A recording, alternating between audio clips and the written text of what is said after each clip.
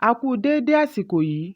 Kókó inú ìwé ìròyìn la mú wá fún yín láti inú àwọn ìwé ìròyìn ilé wa. Orúkọ tèmi ni Ọmọgbémisọ́lá ọmọ Alọ́gọ̀madẹ̀. Igbákejì ààrẹ gbogboògbò fún àjọ olókoòwò Trade Union Congress TUC Tommy Etim ti sọ wípé ohunkóhun kò lè dá èròǹgbà àti bẹ̀rẹ̀ ìyanṣẹ́lódì dúró. Ó ní àjọ wọn ti fún ìjọba àpapọ̀ ní àsìkò tó pọ̀ láti fi yanjú ìbéèrè wọn, bí wọ́n ti ń fìdí ẹ̀ múlẹ̀ wípé àwọn kò lè fi ààyè gba ẹ̀tàn mọ́ láti ọ̀dọ̀ ìjọba àpapọ̀. Etim sọ fún akọ̀ròyìn lánàá wípé àwọn kò nílò ìpàdé mìíràn pẹ̀lú ìjọba kí ará ìlú gbáradì fún ìyanṣẹ́lódì aláìlópin. Ohun kan ṣoṣo tí ó lè fagilé ìyanṣẹ́lódì yìí ni bí ìjọba bá ṣe gbogbo ohun tí wọ́n fẹ́. Etim tẹ̀síwájú wípé ìyanṣẹ́lódì èyí yóò jẹ́ ìyáńláyà ìyanṣẹ́lódì, pàápàá jùlọ bí àwọn ṣe tún gbọ́ wípé ìjọba ń gbèrò láti gba iṣẹ́ lọ́wọ́ àwọn òṣìṣẹ́ 17,000 pẹ̀lú gbogbo ohun tí ọmọ orílẹ̀-èdè ń là kọjá. Ẹ̀kúnrẹ́rẹ́ ìròyìn yìí wà nínú ìwé ìròyìn Punch tó jáde lónìí. Alága gbogboògbò fún ẹgbẹ́ òṣèlú All Progressives Congress APC Abdullahi Ganduje ti fi olùdíje du ipò ààrẹ lábẹ́ òṣèlú New Nigeria People's Party NNPP Rabiu Kwankwaso ṣe yẹ̀yẹ́. Ó ní gbogbo ìgbà ni yóò máa fi rí ìjákulẹ̀. Lánàá ni Ganduje ṣe yẹ̀yẹ́ yìí níbi ìgbàlejò olùdíje du ipò gómìnà ìpínlẹ̀ Bauchi fún ọdún yìí láti ẹgbẹ́ òṣèlú NNPP Aliyu Dauda Jika tí ó ti darapọ̀ mọ́ ẹgbẹ́ òṣèlú APC ní olú iléeṣẹ́ ẹgbẹ́ ní ìlú Àbújá. Gẹ́gẹ́ bí ọ̀rọ̀ Ganduje, lílépa ìmọ̀tara-ẹni nìkan tako ìfẹ́ ẹgbẹ́ yóò túbọ̀ dènà èròǹgbà Kwankwaso láti dé ipò ààrẹ. Bákan náà ni ó dá ẹ̀bi ru Kwankwaso bí ó ṣe kùnà láti dúró ṣinṣin nínú ẹgbẹ́ òṣèlú lẹ́yìn ọ̀pọ̀lọpọ̀ ọdún. Alága APC tí ó gbóríyìn fún Jika lórí ìpinnu rẹ̀ àti darapọ̀ mọ́ APC ṣe àpèjúwe ìgbésẹ̀ yìí gẹ́gẹ́ bí èyí tí ó bọ́ sójú ọ̀nà, bí ó ti fìdí ẹ̀ múlẹ̀ wípé Kwankwaso ṣe àgbékalẹ̀ ẹgbẹ́ NNPP gẹ́gẹ́ bí aláìṣòdodo.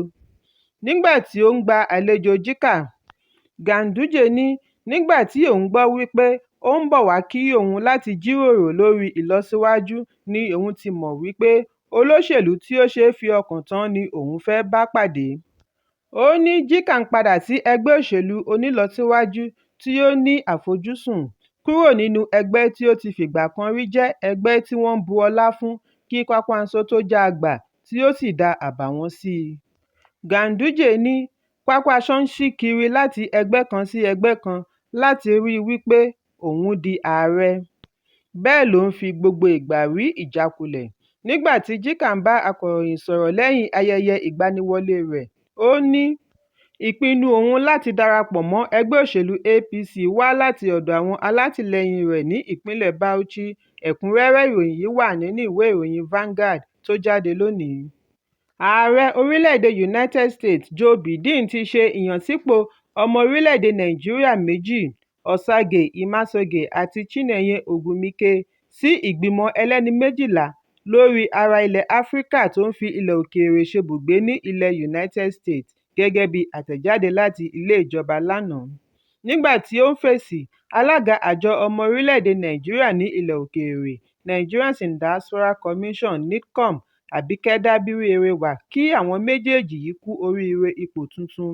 Nínú àtẹ̀jáde tí olórí ẹ̀ka ìròyìn NIDCOM Abdulrahman Balogun gbé jáde ni Dábírí-Ẹrẹwà ti sọ wípé ìyànsípò àwọn ọmọ Nàìjíríà méjèèjì yìí jẹ́ ìdùnnú, bí ó ti sọ wípé ìdánimọ̀ àti ìyànsípò wọn sínú ìgbìmọ̀ ẹlẹ́ni méjìlá yìí yóò jẹ́ ìwúrí fún àwọn ọmọ orílẹ̀-èdè tó kù àti ilẹ̀ Áfíríkà lápapọ̀.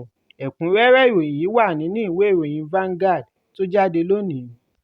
Ilé ìgbìmọ̀ ìpínlẹ̀ Ondo ti lérí láti tẹ̀síwájú pẹ̀lú ìgbésẹ̀ ìyanninípò tako igbákejì gómìnà ìpínlẹ̀ Lucky Ayédatiwa, pẹ̀lú gbogbo àfisùn tí ó ṣe ní ilé-ẹjọ́ láti gbégi dínà ìgbésẹ̀ yìí. Ayédatiwa ni ó bẹ ilé-ẹjọ́ gíga ìlú Àkúrẹ́ kí ó ṣe ìdádúró ìgbésẹ̀ láti yọ ọ́ nípò láti ilé ìgbìmọ̀. Ṣùgbọ́n nínú àtẹ̀jáde tí agbẹnusọ ilé ìgbìmọ̀ Honorébù Ọládìjí Ọlámídé Adésanmí buọwọ́ lù, ní ilé ìgbìmọ̀ ti lérí wípé àwọn ò fa ọ̀rọ̀ yìí dé góńgó.